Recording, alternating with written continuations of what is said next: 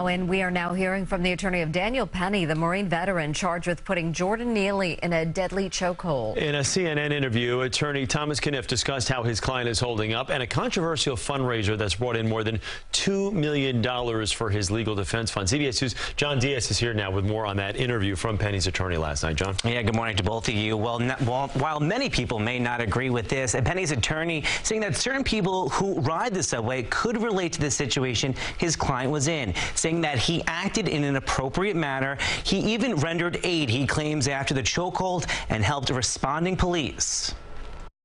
It's a New York case gaining attention across the country. And as America waits to see if a grand jury indicts 24-year-old Daniel Penny on a felony charge, his attorney is speaking out, appearing on CNN last night. Well, look, I think if there was ever a case where a grand jury could be convinced not to bring charges, whether that's because my client testifies, whether it's because of other defense witnesses we put into the grand jury, I certainly think this is one of them.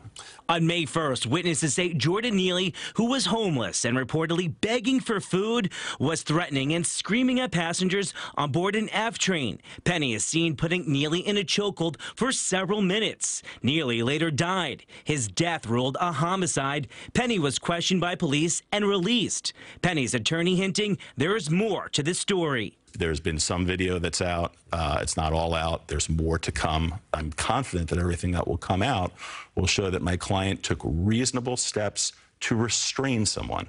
Penny was released on bond and did not have to enter a plea. If convicted on the manslaughter charge, he could spend 15 years in prison. Last week, Neely's attorney appeared on CNN too. There's an assumption that if you have mental illness, if you're houseless, that there's something wrong with you.